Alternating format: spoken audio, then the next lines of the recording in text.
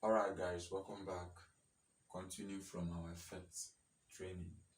So we're gonna take some quick, overview, and we're gonna do it theoretically so you get to know some terms and we need to understand a basic little stuff before we head into the practical section. So first, what is effect pedal? What is an effect pedal? Effect, what is an effect pedal? Effect pedal is basically a tool, electronic device we use in what? In shaping our sound. We use it in getting our desired tone, So note, effect pedal is not limited only to, it's not limited to guitar, lead guitar or bass guitar alone. Effect pedal can equally work for voice, it can work for saxophone, it can work, for keyboardists. It is not limited to lead guitarist alone. So don't think that effect pedal is only for lead guitar alone. It can also work for other musical equipment. So effect types. Effect types in effect world, we have the analog simulation and the digital simulation. We need to know this. That is, analog does not mean it will sound better than digital. That is, digital does not mean it will sound better than the analog. It's all about what? Setting and the manufacturers. If it's a good quality pedal, it's a good quality pedal. So that is just it. So going under it, we have a single unit and a multi-effect unit. A multi-effect unit is basically that it has so many pedals in one particular single unit. Why a single unit means it's single. If it's a chorus, it's chorus. If it's reverb, if it's distortion, if it's overdrive, it's overdrive. That is single unit. Sometimes you can hear people say storm boxes. So this is basically single unit. So still on that effect type, you can hear things like true bypass and buffered signal.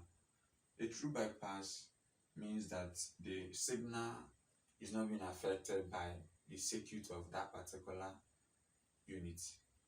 But a buffered means that the frequency has been altered, has been affected by the circuit of that particular unit. So that is just basically it. Some basic terms you'll be hearing in effect world, things like bank, preset, patches. So let me just run it in a way you understand it. The bank is, for example, in your Mac, in your laptop, in your phone, you create a folder, and in your folder, you name your folder books. In your folder, it contains a PDF, it contains an ebook. So opening that an ebook, you begin to read the content. So a bank is just like a folder that holds up your content. A bank is a folder that holds your patches. So your patches is your configuration, your settings, your setup. Are you getting it? So your patches is your setup and your configuration. So that is just basically the bank, and patches is same thing. Preset and patch is basically the same thing. So some little advice we need to know on this effect stuff. Take this important note. If you're gonna buy an effect pedal, you need to know this. At least you need to have a decent guitar and a decent amp for you to be talking about getting an effect pedal. Reason is that this is your guitar, your lead guitar signal flowing to the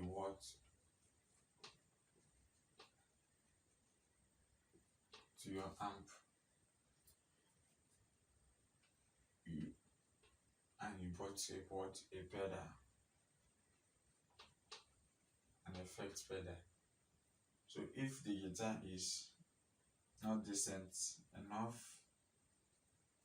if the guitar is not decent enough and the amp is not decent enough, probably I don't think the sound will be okay. Even if the amp have the effects loop, that is the send and the return.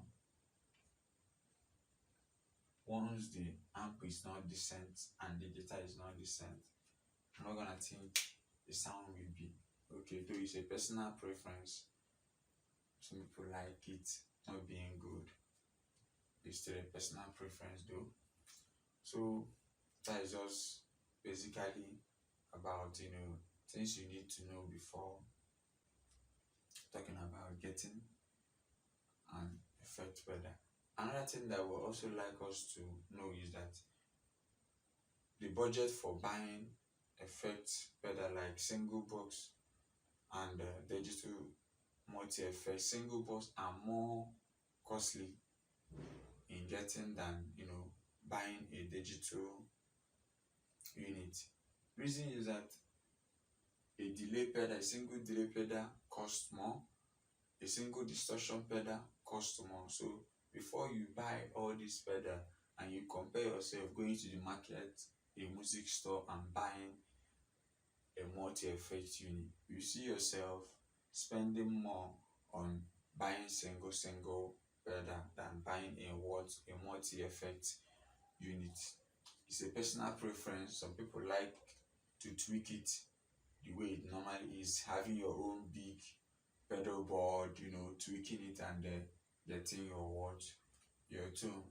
So that is just it. If you're thinking about buying a single unit, you're also gonna think about how to carry it, how to build your pedal board, how to carry your gigs around. So these are some reasons why some people prefer buying a digital multi effect unit.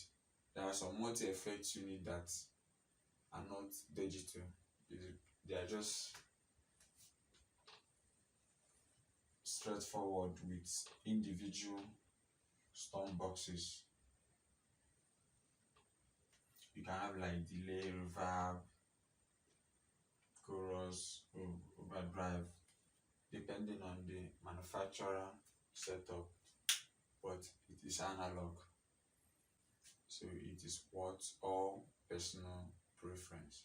So quick recap on this effect pedal. This is a tool we use to shape our sound. Effect types, we have the analog, simulation, and the digital. Going down to it, we have the single unit and the multi-unit. Down again, you can hear things like a true bypass and buffered. So sometimes you can hear things like banks, patches, and presets. A bank hold up your patches. Some bank can hold up to 2, 3, or 4 patches depending on the manufacturer's setup. So advice, you just check up yourself, check your bag, check your pocket. If you can go with single unit, fine. Sometimes you don't feel the heat of buying it single because you go today, you buy delay before you buy maybe distortion. You have also gotten extra box, so you will not feel the heat of like going to the music store, spending once and getting a multi-effect unit. So stay tuned on the next video. We're gonna start talking about effect chain. After the effect chain, we're gonna start touching some knobs. Stay tuned.